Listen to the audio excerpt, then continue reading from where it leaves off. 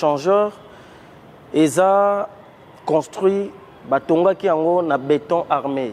Ils ont qui na époque il a fait président maréchal Mobutu. Donc voilà, alors pour commencer, chef, to kutanina tu veux ils ont aiglé, ils ont soso, ils ont nini. Maintenant ba vitrine oyo ezo lakisa richesse ya mboka na biso ezanango neti oyo toza na cobalt ken. Et la vision africaine est panafricaniste. Parce que des gens avant l'indépendance, il y a comment qui déjà Nelson Mandela, ils ont représenté l'unité Yamboka. Nous avons 5 présidents, donc en fait, tous a déjà dirigé depuis le président Kasavubu, donc 5 présidents.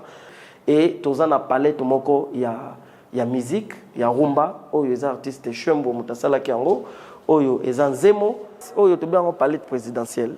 Oyoza na président Mobutu ndenge azalaki vraiment ko Congo ndo wazabanga maréchal homme fort. Mes frères et sœurs, voici VAR Congo Télévision pour notre intérêt quoi. VAR Congo TV, la télévision qui fait la guerre aux mensonges. VAR Congo Télévision. VAR Congo TV, ah ouais. La télévision qui VAR Congo Télévision, elle est là pour nous informer, pour nous égayer, mais pourquoi pas pour nous détendre. VAR Congo TV, la télévision qui fait la guerre aux mensonges. La télé number 1. VAR Congo TV, la télévision qui fait la guerre aux mensonges.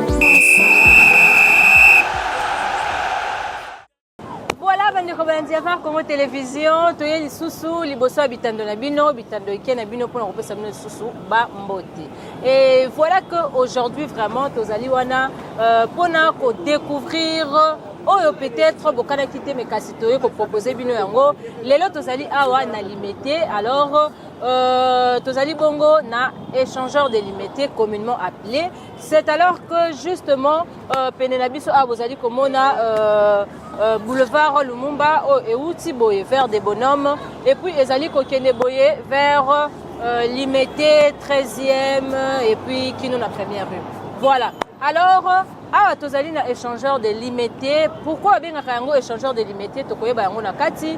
C'est alors que toko traîner te tokokota pona kolakisa bino mekasi lokola moi sommaire tokomeka kobebisa na biso ete toko travailler bongo pour ete tolakisa na biso monument ya papa na biso Lumumba tokoka pena koyeba ba détails sur yango.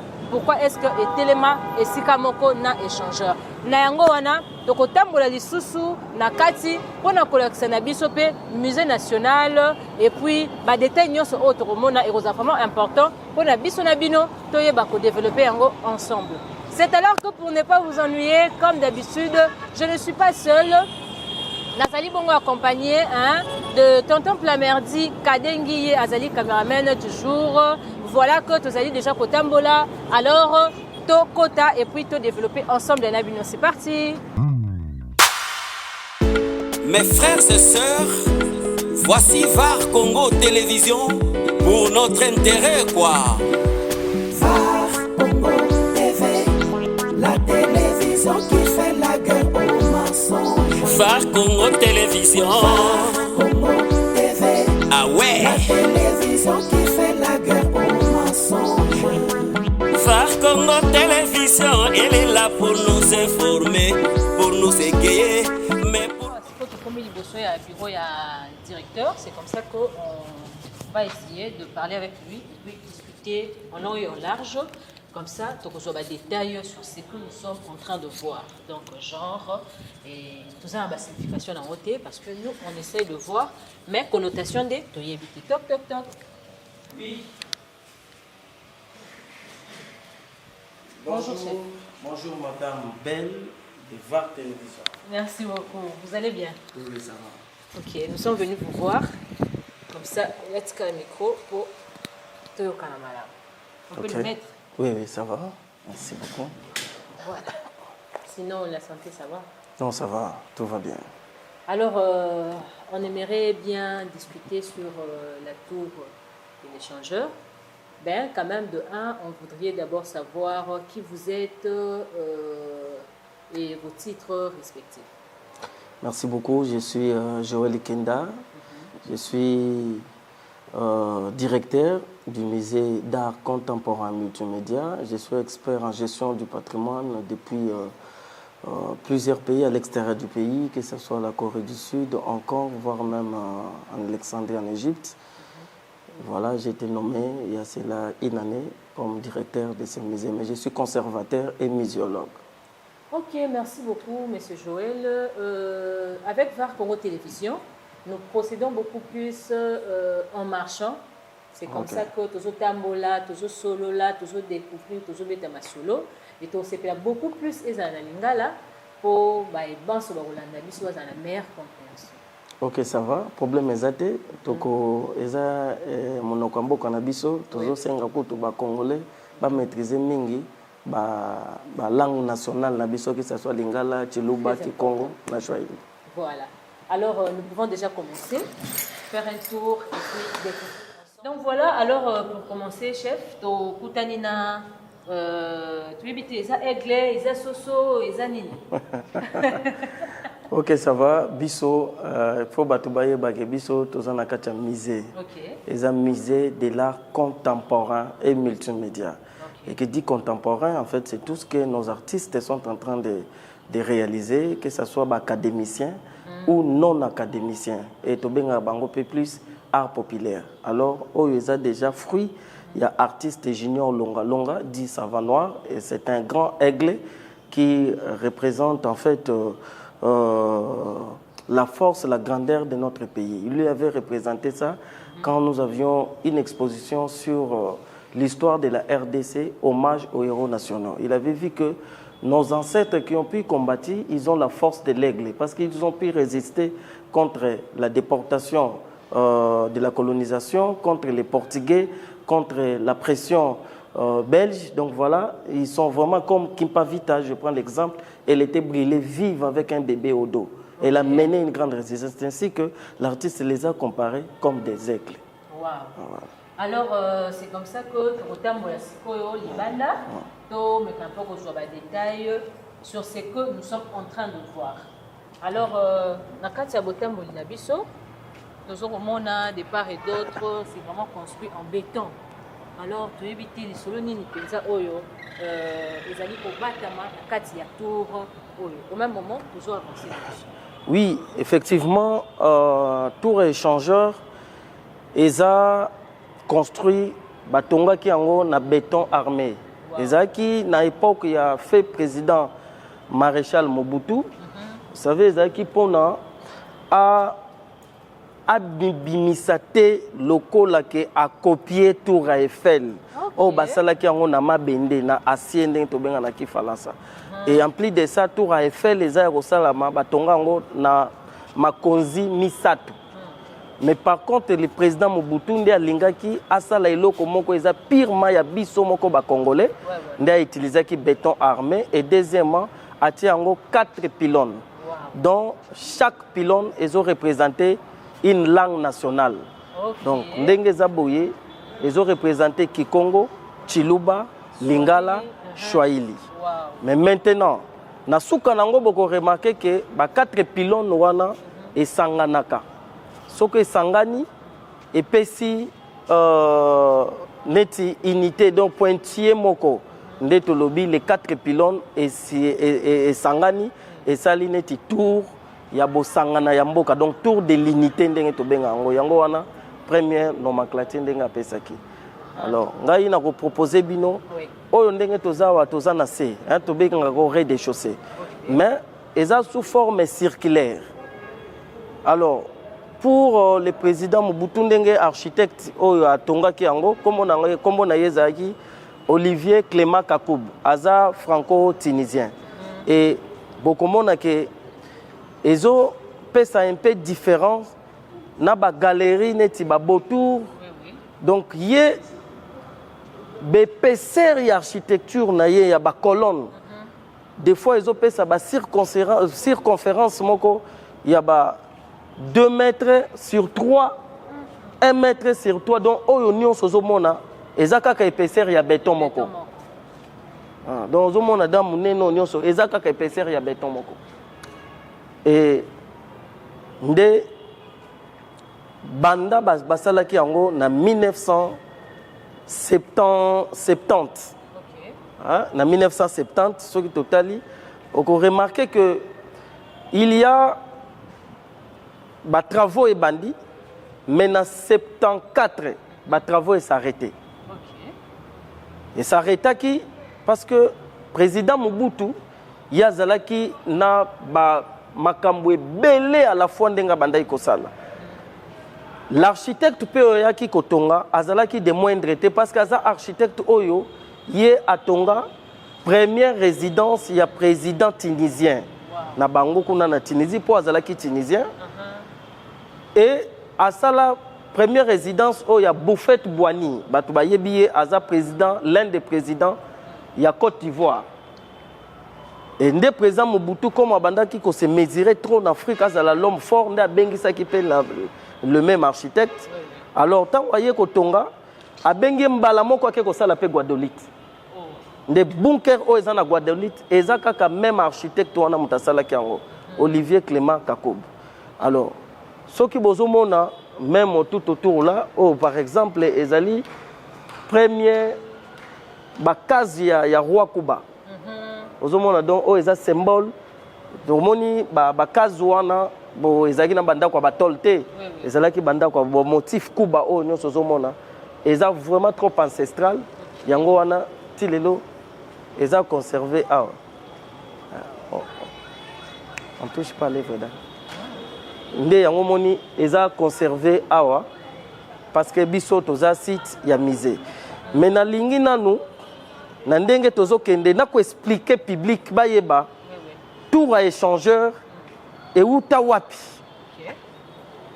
et comment est commis musée donc tour oyo échangeur ndenge na uta ekolobake babanda ikotongango na 1970 1970 ti na 1974 ti lelo ba travaux esilate vision donc président Mobutu asisaki ba travaux te na 74 donc ti lelo esali déjà 52 ans donc tozaka lokola Léopard mondial 52 ans oyo tour eza inachevé et président mon côté azwata makanisi ideke aluka asilisa échangeur ezalaka te musée aye aleki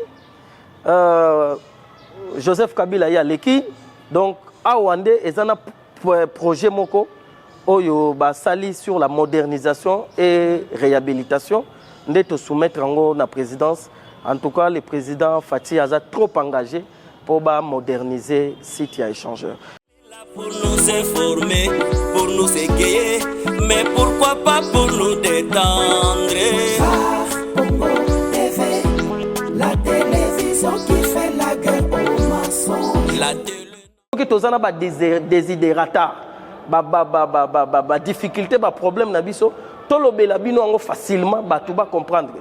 Que ezosenga bana na biso ba apprendre les 4 langues dès déjà les bas âges même école primaire pas déjà kotangisa bango yango parce que tour oyo zo représenter tour ya unité ya mboka et na 1970 tango président Mobutu a lancé projet naye recours à l'authenticité c'est-à-dire un projet purement politico-culturel oyo bandaki ko permettre que batu bazonga na bakombo ya bakoko na bango ba venu na biso na ba boulevard ezaki na bakombo ya ba belge ya bapaya ezonga na bakombo na biso moko et même fleuve a changé na bakombo et batu ba changer soko zaki kombo Francisco okomi kombo akabongo ozalaki kombo moko babandai ko benga yo oh le Saint-Mitterrand ozongi na kombo pena ya Kasongo donc bakombo ya mboka yango wana pe boulevard oyo et bandi banda côté Andolo kuna et que ti na aéroport babando bengo boulevard Léopoldé ndé na 70 temps a lancé recours à l'authenticité balongoli kombo wana Léopoldé ba bengi ngo mbala moko boulevard Lumumba et là tant ba pesa ngo kombo ya boulevard Lumumba ba se rendre compte que tour oyo ndenge ezalaki tour à unité nde babengi yango mbala moko tour Lumumba parce que boulevard eleki na kati vraiment ya tour mipanzi mibale na 1972. Maintenant tant tokomi na 2001 après l'assassinat ya Mosé Laurent Désiré Kabila, chancellerie a élevé Lumumba pour la 3e fois comme héros national. Des tours oyo ezaki tour à unité comme qui tour à Lumumba et ce combo ya tour des héros nationaux. Parce que babandoko s'attendre que Mosé Laurent Désiré Kabila yepe akozala élevé comme héros national. Maintenant comme banzela et bandaki ko sanganaka awa na kati échangeur. Soko zana limité il faut les kan échangeur awa pour kende lemba. Soko bimi matete il faut les kan échangeur pour kende nde ba mona yike eza place oyo banzela ezo sangana ezo s'échanger nde babenga kiango échangeur de limité. Maintenant en 2010 avec Bakatumba Mwake balobi ke il faut reconstruire Mboka. Nde batali ke pona ko reconstruire Mboka na 5 chantiers au balinga ba lancer projet wana bako bandango nanu n'échangeur nde bayaki n'échangeur ba changer c'est combo échangeur et comme combo il y a tour de la reconstruction ya pays ya Mboka nde ti lelo combo etikala tour de reconstruction ex échangeur. Mais maintenant na nouveau projet au tosali ya réhabilitation tozana posa ezonga na combo nango ya liboso ezala vraiment tour de l'unité africaine dengue président Mobutu atiaki yango. Mais maintenant tozana oyo tozoloba ndenge nini komi misé déjà na débit na tango babandaki ko construire yango ezalaki na kati ya projet ezalaki prévu ezala tour oyo eza tour ya symbolisme ya mboka. Donc voilà tour batonga ki yango vraiment pour représenter na mboka. Ndenge États-Unis ezalaka ko représenté par Statue à Liberté, France mobimba par Tour Eiffel, Belgique par Atomium, soko ke même na Argentine kuna na se romona statue moko ya Jésus batiaka ya croix barrée. Donc voilà, ya biso awa ezalaka nde tour ya échangeur nde eza symbole ya mboka na biso. Il est là pour nous informer, pour nous égayer, mais pourquoi pas pour nous détendre. Congo TV, la télévision qui fait la guerre aux mensonges. La télé number one. Congo TV, la télévision qui fait la guerre aux mensonges. Toyena makambo sika na VAR Congo TV. Ba émission to memeli bino kaka oyo bino bolela. Émission to yebe pa ito uta ama. Chronique musicale plus analyse et puis découverte. VAR Congo TV number one to lelie. Congo TV, la télévision qui fait la guerre aux mensonges. Elle veut que la vérité. Congo TV, VAR Congo, la télévision qui fait la guerre aux mensonges. fait divers et société, gag plus théâtre. PDG GIB Sadi, Longoniana Oyo Sali. Tozana salle ya exposition. Salle ya exposition ndenge na lobby rôle ya misé na biso eza pona ko conserver patrimoine. D'abord toke nano toke ko collecter yango. Donc toke ko acquisitionner yango na ba province, toye to conserver, to bateli yango et après to diffuser. Maintenant salle d'expo eza parmi ba lieu oyo permetaka biso to lakisa na bato nkita na biso oyo tozana ngo yango na kati exposition ezalaka na ba thématique neti tour oyo thématique na biso ezali mise vecteur de la paix, de l'unité et du développement. Et na kati wana quand nous parlons tozolobela makambo ba développement makambo ya unité kosangana na makambo ya kimia. Donc tozo kanisa déjà este ya mboka na biso ndenge eza toujours na désordre batu bazo kufa bazo violer bango batu bazana koboma. Maintenant ba vitrine oyo ezo lakisa richesse ya mboka na biso eza nango neti oyo toza na cobalt oyo eza na tabrite n'est pas touché oyo eza cobalt cobalt oyo eza établi nde ezopermettre biso ya kozwa biloko ebele ezoproduire babatterie, ezoproduire balame de rasoir, ezoproduire baliage, biloko ebele ndenge ezalaka oyo. Sikoyo toza na gypse oyo eza pe l'un des produits, mais oyo ya baminerai na biso en fait epermetaka ya kosalela bacré oyo bana bakomaka, ya opermettra pe kosala bajiproc oyo remplaça donc totiaka na baplafond, remplaça batriplex et permettra pe soki moto abukani ndenge tolobaka batie plâtre batie ciment, donc ciment wana tobengaka wana yango babengaka gypse, nde eza produit na minerai oyo gypse. Maintenant awa toza na coltan noir na coltan blanc, donc même bana na biso moko baza ba congolais mais bayebi te coltan, toyebaka te diamant ezalaka ndenge nini, mais diamant eza ebele na kati ya mboka yango. Rôle na biso pe ya musée eza bana na biso ba découvrir richesse na biso, patrimoine na biso, donc oyo nyonso eza patrimoine na biso. Bon oyo eza déjà quartz eza vraiment biloko ebele oyo ya produisaka. Par exemple, biloko ya laboratoire, fibre, verre, donc tout ça ezalaka produit par les quartz. Oyo eza cassiterite, awa sikoyo tozana wolframite, et wana mususu eza malachite. Na état brite ndenge eza wana nde baproduisaka yango kosala œuvre d'art, chaînette, bracelet, tout ce qui est pentatif ou consort, donc à partir il y a wolframite. Donc voilà. Chef. Abimi boye na sia mabele coloré boye abimaka bongo, donc nzambe aza na comprendre te, nzambe aza premier chimiste, nzambe aza premier architecte, nzambe aza premier artiste, donc pona koyeba munene ya nzambe ezande à partir ya ba produits chimiques ou ba produits ba minéraux oyo ba nzambe aza vraiment aza tout puissant. Donc voilà, et bimaka kaboye malachite oyo. Donc or ça toza na kati ya salle ya exposition oyo na lingi na kota vraiment na domaine nanu ya musée ya muséologie poto banda ko comprendre que na l'époque na biso ya ba colonisation to lekaki na ba makambo ebele ezalaki na ba koko na biso ba bunda même na ba époque wana ya kala ba époque ba Kimpavita, l'époque ya ba reine Anzinga ba bunda pena contre ba portugais pona ba garder identité ya mboka na biso. Yango wana ozomona nde na kati ya musée et permettra que biso pe to garder cette identité, to exposer yango pour bato ba découvrir.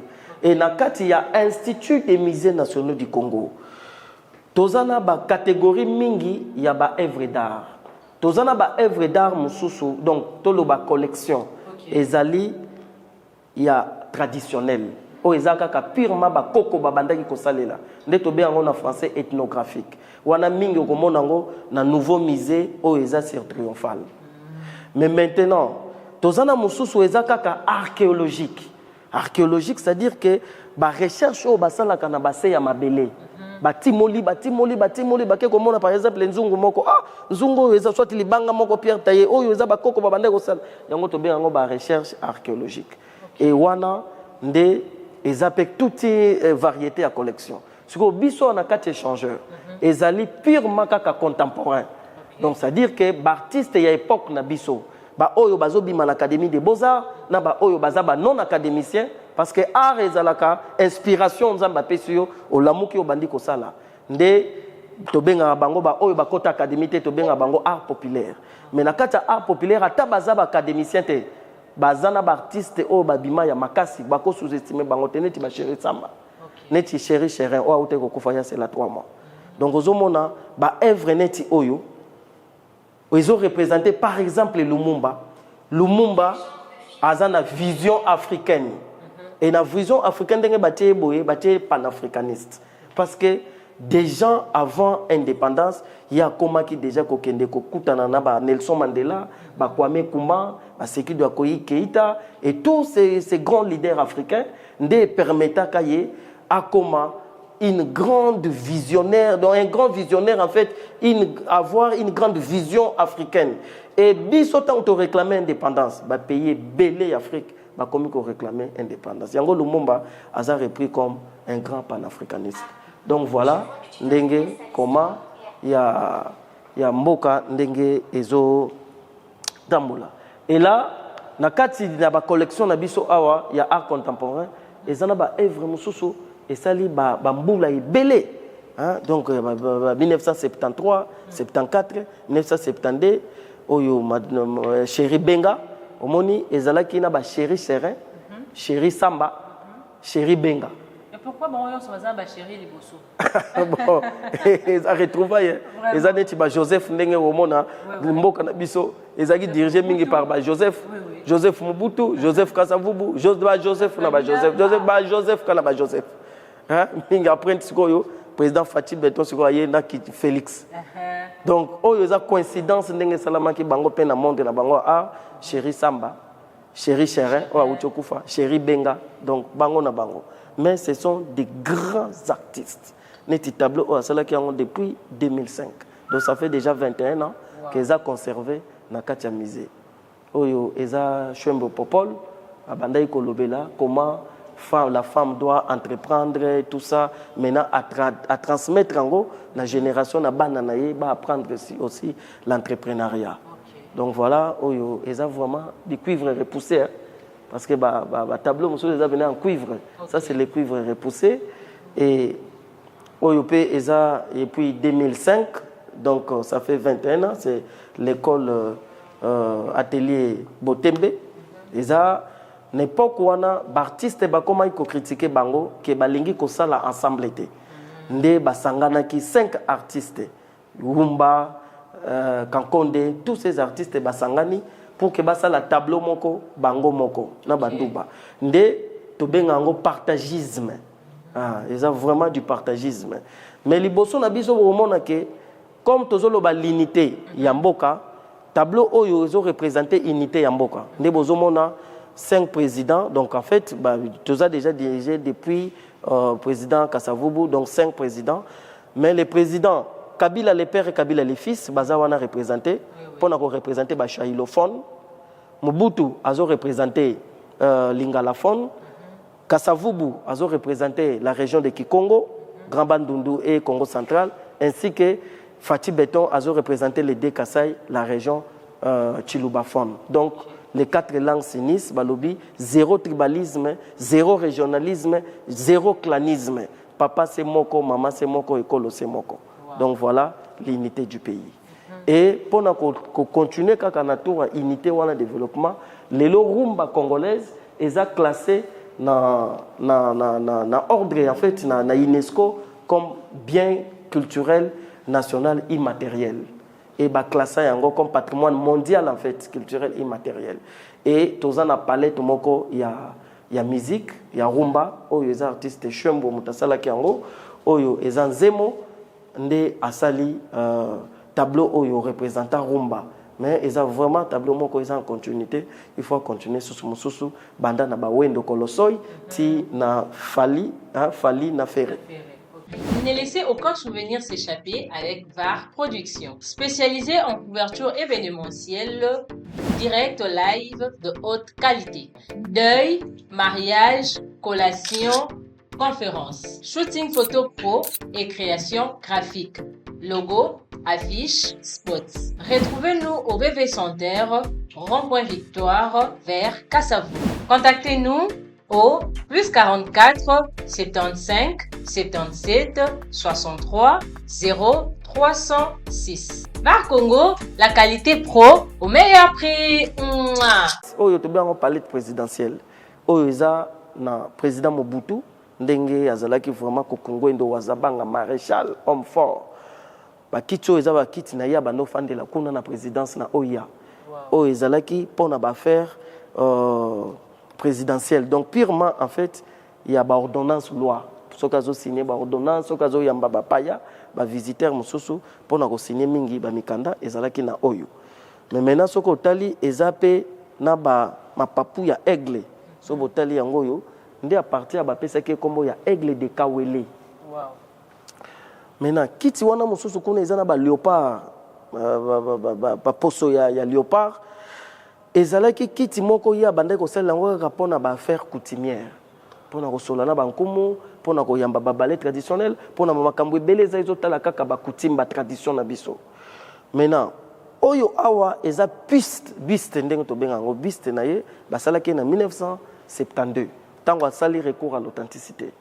Alors na moment wana ya kendaki na Asie tango ke Chine Inde aye kozonga lobi comme to changer makambo nyonso ya ba Belge batika na Congo awa il faut to combattre costume nde balobaki abattre la bakos. Wow. Abattre les costumes nde bapesa kombo abakos. Donc oiza premier abakos na ye oya salaki balatisaki. Mais maintenant kuna na sima eza kiti moko ya munene eza presque 3 mètres 50. Eza kiti oyo tango a imposer notoriété en Afrique nde bayo ko benga ye CCC Koko Kongwendo wa Zabanga Maréchal, donc comme roi vraiment d'Afrique. Wow. Eza DG Siala nde monto ya ko memango année prochaine, année passée plutôt pour et si kanango ya ko conserver ezali awa et ko kozalate na ba place wana ezalaki. O eza histoire ya mboka na biso mais batebele babosa nango eza Ali Foreman. Okay. Combat du siècle oyo lingaki lekata na ba pays mususu mais président Mobutu atiaki ba moyen na ye pour que ya ko lekana kata ya Zaïre na kati ya Congo. Yango omona ba artiste ba refaire ba année wana ya 1974 Ali et Foreman. Donc voilà présentation ya palais toyo ndenge ezali. Donc voilà salle na biso ya exposition to changeaka ba activité ba exposition ba œuvre awa selon ba thématique. Mais pour nous chiter, ce qui vous remarqué que Mikolo bazolobela mingi sur la conservation et l'environnement, sur la propriété, tout ce qui est bateau, savoir vivre, bateau, il faut assainir. Et si cannabis auto vivre est à la très propre bopeto. Yango moni artiste o Joël Bembe, il est président de la République comme garant de la nation. Motoali bosso ya kotia propriété na mboka na biso ye moko fachi béton et asalié na kati ya ba œuvre d'art oyo eza représenté na ba bouteille ya plastique. Wow. Nde alobake ba bouteille ya plastique oleke batu ba bwa kango na ba balabala na ba caniveau na ba terrasse e bebisaka sala ka basolo ba kende ko boka ngo na place moko po ba recycler yango ba réutiliser yango et ba zongisa yango susu na kati ya population bako kosali lango susu malamu. Donc voilà Ndé a représenté Fati comme a interpellé la population congolaise qu'il faut respecter l'environnement. Voilà. Donc c'est comme ça que nos osco évolué. Ah, tu sais ici, tu poses un banda pour tout un détail. Alors c'est parti. Elle est là pour nous informer, pour nous égayer, mais pourquoi pas pour nous détendre. La télévision qui fait la guerre aux mensonges. La télé number one. Congo TV. La télévision qui fait la guerre aux mensonges. Toyena makambo sika na var Congo TV. Ba émission to memeli bino kaka oyo bino bolela. Alors chef Atunaki to mekampo koyeba. Pourquoi est-ce que la Kinshasa Mobimba baponaki justement lieu oyo partie oyo limité pour limiter les gens munene pourquoi connaître partie au pour ya kotia to est-ce que ça na moi ba norme to ba nini oyo sala qui était ezala awa. Merci beaucoup. Na tango na 1970 tango babandi kotonga tour ya échangeur batenaki compte ya Kinshasa, agglomération ya Kinshasa, superficie ya Kinshasa. Nandenge babita population ezalaki. Tour échangeur ezalaki na katikati dans na centre ya Kinshasa. Yango wana balingaki bati yango na kati ya Kinshasa parce que lelo Kinshasa komati oleki ba mikau. OK. N'époque wana kuna nyo ezalaki considéré province mususu. Ezalaki te na kati ya na biso. Donc en fait et ça vraiment la population tendenge la population lelo et comment ebelé. En 1970 et tour échangeur et ça net na centre à gravité dans na centre ya Kinshasa Mobimba. Yango wana ba ponaki esika oyo po batonga tour moko oyo ekoki komonisa Kinshasa Mobimba et il est vrai. Soko mati likolo ya tour oyo ti likolo. okomona facilement fleuve Congo. Wow. Omoni CEP ya Masina. Omoni aéroport. Omoni Ngalema. Ba tour nyonso wana ba antenne oyo nyonso ezali na Ipen okomona ngo na Mbinza. Okiti boyo omoni mamoko Sozacom. Donc eza tour oyo ezopesa vue panoramique ndenge toloba na français ya ville ya Kinshasa mobimba.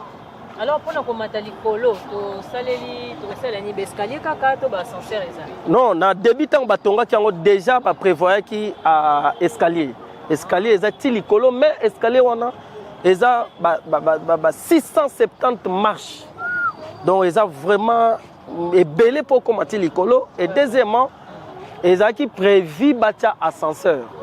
Mais comme ba travaux ici la quitté. Ndé ba chinois en 2010 ba ki batia ki pe ascenseur mais fonctionne katé donc ils senga ba réhabiliter tout pour ascenseur mais maintenant parmi peu objectif na bango o basala ki yango ezalaki que likolo batia ba terrasse na ba restaurant. Joli projet. Batia ba terrasse na ba restaurant muto akoki koza likolo non seulement à mon avis panoramique mais ba koki pe ko sala ba entretien. Yango même projet o tozana ngo ya réhabilitation modernisation ezali que mutakoki ko tenir ma réunion oyo classe ça je vous dis madame Belle sans toutefois vous mentir ndenge président ako azo yamba ba paya ba konzi ya minene le président Fati akoki ko yamba Donald Trump awa na tour échangeur kuna pena pour la que ça grandeur ya mboka ba fandi pa na tour échangeur ba sololi même 10-15 minutes après ba kiti et na lingi pena clarifier que tour oyo ezali non seulement kaka pona symbole ya mboka mais eza sika tozo conserver nkita na biso donc héritage na biso patrimoine na biso. OK, alors tu peux avancer et bon tu peux développer les sous car ndenge ezala qualité un peu directeur Amela pe moi soyi. Alors c'est parti avec tonton Clamerdi Kadengi Totamboy. Il est là pour nous informer, pour nous égayer, mais pourquoi pas pour nous détendre. La télévision qui fait la guerre aux mensonges. La télé number one. Congo TV, la télévision qui fait... Voilà, toujours en train d'avancer. Directeur Tonga Kitoyeba, Tomoni côté on dirait un peu réservé, de l'autre côté, c'est tu à quoi? Merci beaucoup. Esika Oyo, Eza Esika Moko trop sacré. Eza place Moko, il y a mémoire. Place Moko, il y a histoire ya mboka ndenge fandi ezali esika oyo premier ministre Nabiso basala symbolisme ya mausolée na ye et voilà eza esika moko batu il faut baya ko visiter na bango ango mais avec beaucoup de respect ki botosi mingi pona ba bitumba oyo bango babunda pona mboka na biso. Alors est-ce que pesa melika na jour oyo to zala na mémoire il y a pas tous ces mairies Lumumba ne batu bakota kapobaya de l'autre côté en grande quantité vous soit pas ande mukaye na ina bana bakoti na bango ko ya koto ba visiter ba tourner ba soli. Non, eza na kati ya histoire ya mboka batu baza censé baya ko visiter même bana na biso d'ailleurs eloko tozo benga kutu population baya ko visiter po baye ba Lumumba zalaki nani. Oui. Aza héros national aza bato babundi bitumba mingi pona mboka na biso nde ba okoma wana. Na koko kende siko na kota siko na histoire lokola na moni madame Belle Otumboli ngai nazo yebisa bino ke banda 15e siècle avant 15e siècle république o bamboka na biso ne sendenge ezalaki ba royaume ezalaki kozala dirigé par la reine Anzinga. Anzinga wana banda ko gouverner banda na nord ya Afrique ozokita et yende a résisté mingi contre ba guerre ya ba portugais. Tango ba pression ya colonisation et a bunda bitumba pour ça la résistance.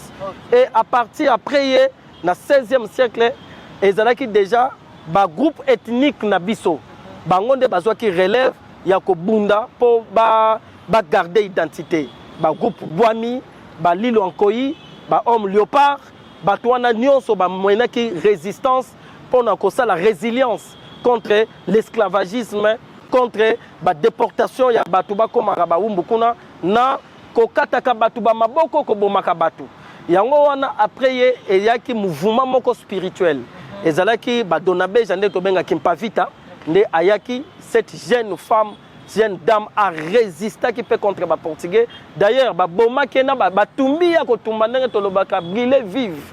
Batumbi na bébé na sima Congo na ye andima ki akufa kapo na mboka na biso. Tolingi toloba nanu boye. Statut oyo ya Lumumba basalaki yango depuis 2001. Donc le 17 janvier 2001. Basalaki yango libanda ya clôture et échangeur. Donc na face espace ngindu. Oui. Mais ce qui peut tozongi sous en arrière na sima 1970. Échangeur et banda qui banda 16e rue tu pour ma tête. Nyon so wana ezaki échangeur.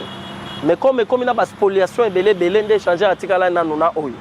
Mais je crois que l'État a kolamuka a kozongi ces échangeurs na ba droit na ya ko buka ba banda ko mususu wana ba construction anarchique ko mususu ba sala na ba bar ba station nyon so wana ko zonga site échangeur ndenge zalaki. Alors, en 2022, avec Fati, il s'est rendu compte que relique Lino Lumumba, il faut zonga namboka. Nde balongo la ki statut en collaboration avec la fondation Lumumba. Balongo li statut libanda ya clôture ba kotisi yango na kati nde batongi relique oyo batongi en fait nini mausolée pour basala symbolisme ya cercueil ya Lumumba pour mutu nyonso ayebi ke Lumumba azalaki na cercueil te babomaki ye batumbi ye donc babomi ye babwaki ye na acide à se fondre à se dissoudre. Alors mais l'Inunaye il semblerait qu'il y avait des soldats belges même quand on a Belgique ba conservaki nde bayaki basali symbolisme nango. Mais on appelle na lingi na attirer attention ya batu oyo baza toujours l'intention qu'on y a qu'à détruire.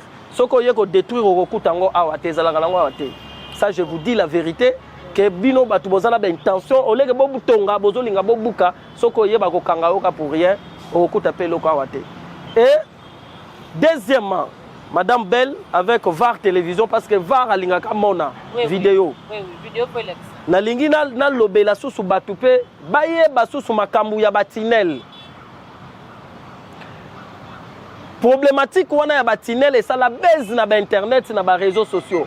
Batebele bazo lobela biso makambu ya batinel. Oh, na échangeur awa ezalaka na batinel et kotati oke na aéroport obimi okimia ti na rond-point ngaba okoki kokota awa ti na gare centrale oyebi ke en tout cas ba mbriye ba congolais na bato nyonso na monde entier bato tango baoya baotuna directeur tolingi tomona batinel directeur tolingi tomona batinel yango na ndenge toza awa ezosenga population ya mboka ya biso na o baza libanda bayeba comme vareye ayeba eske batinel wana eza pena ya solo to eza nango kaka ba fiction montage so eza ya solo directeur la kisi biso to kota to bimata la fleuve Congo yango tolingi vraiment to bisa ba congolais ke tinel wana ezalaka nango te donc to tiko zala na tinel awa te na lingi na ko expliquer que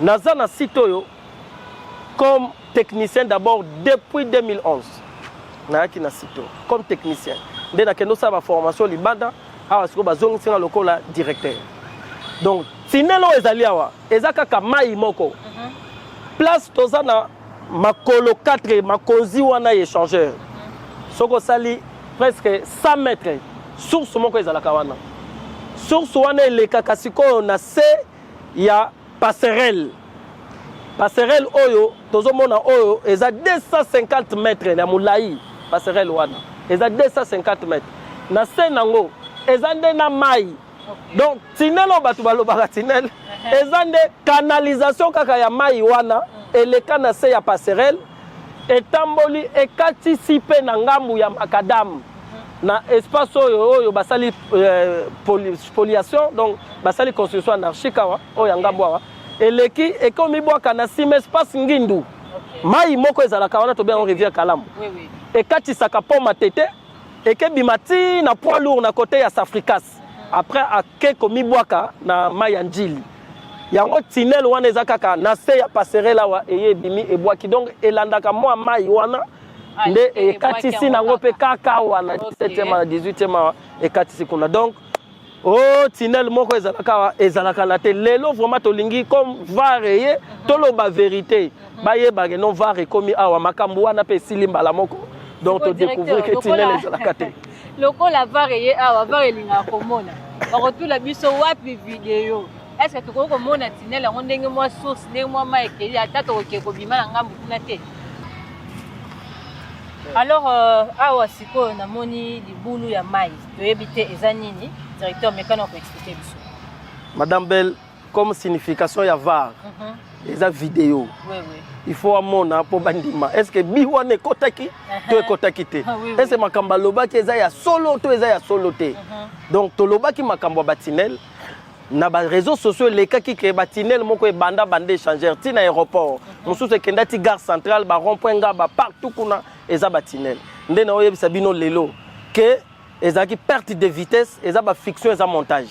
Véritable tunnel o eza na kati échangeur, eza canalisation ya moi rivière moko et banda na se ya pylône wana.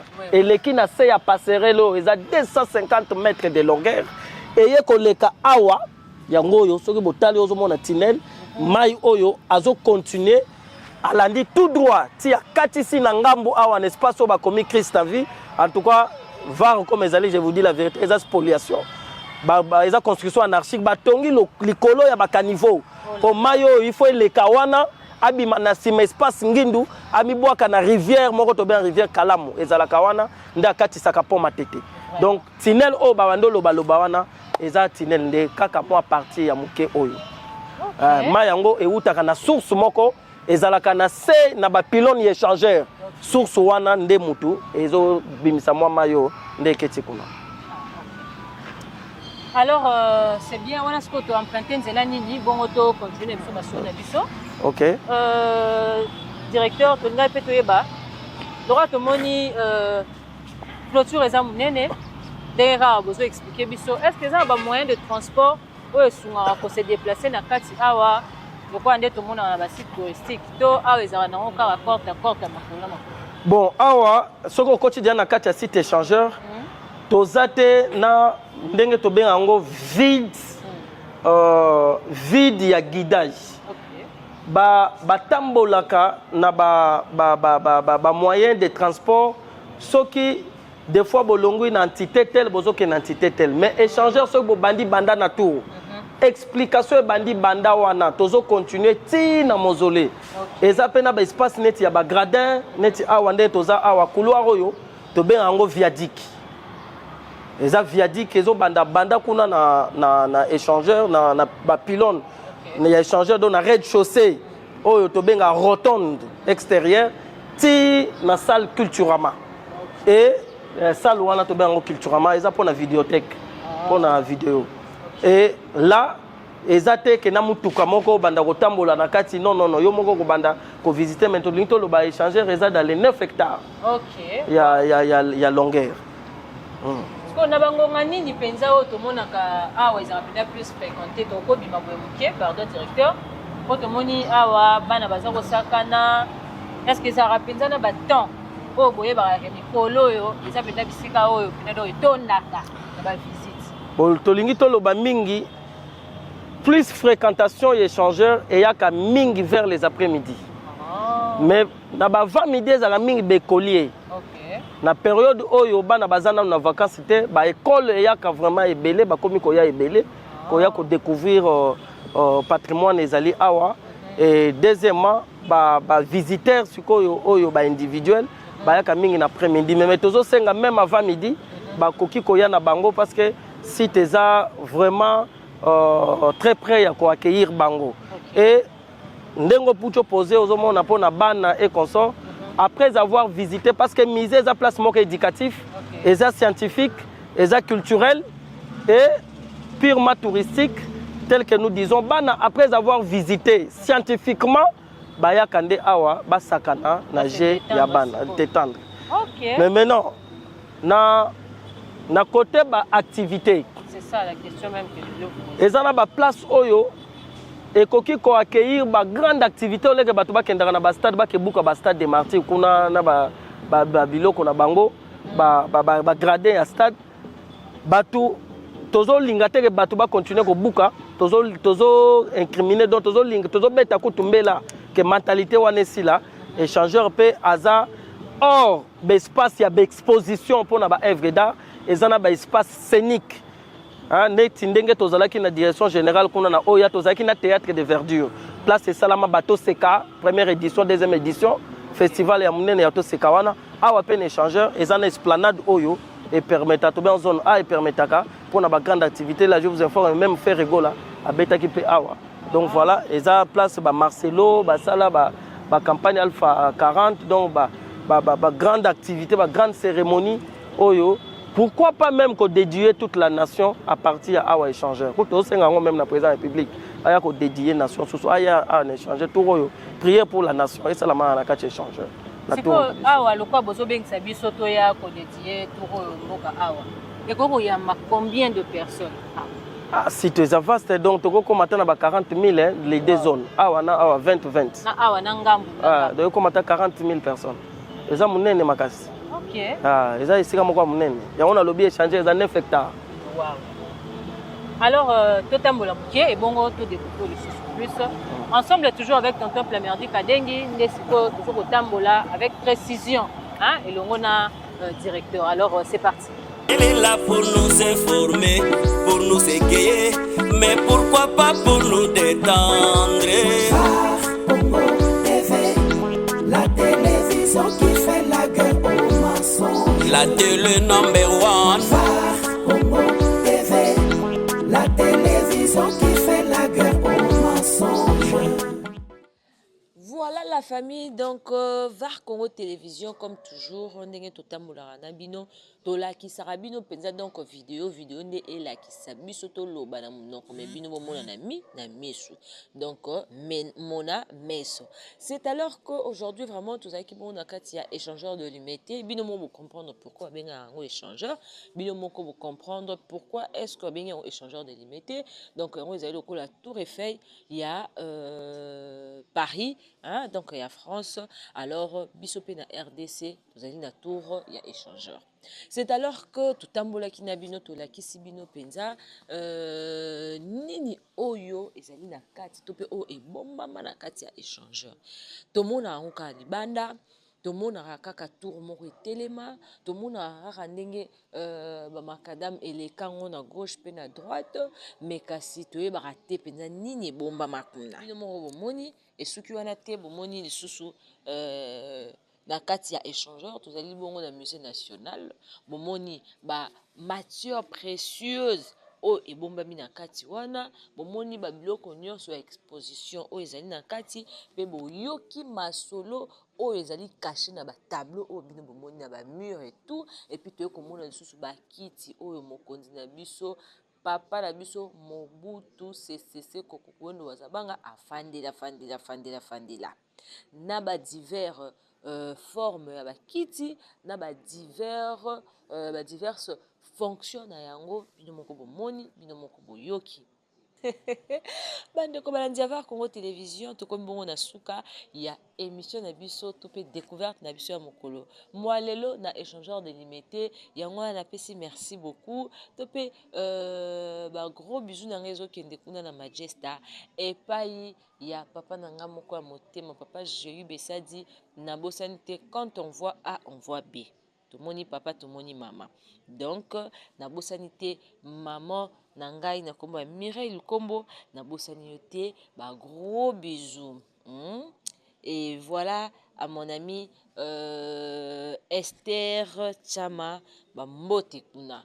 Pour la lelo tosuki awa, j'étais pas seule, j'étais accompagnée d'un bon tonton Plamerdi Kadengi, ndelelo tosuki a, memba la sima, tokozonga lisusu. Ciao, ciao. Émission memeli bino kaka oyo bino bolela. Émission toyebe pa ito uta ama. Chronique musicale plus analyse et puis découverte. VAR Congo TV number one dans les lieux. VAR Congo TV, la télévision qui fait la guerre aux mensonges. Elle veut que la vérité. VAR Congo TV, VAR Congo. qui fait la guerre aux mensonges. Fait divers société, gagne plus théâtre. PDG GIB Sadi, Longoniana Oyo Sali, Manchester Man. Isonyo Sotondimi, Peto Betelio Maboko. VAR Congo TV, télé qui fait la guerre au mensonge. VAR Congo TV. Qui fait la guerre au mensonge.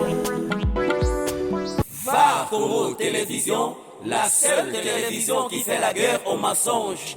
Ah ouais.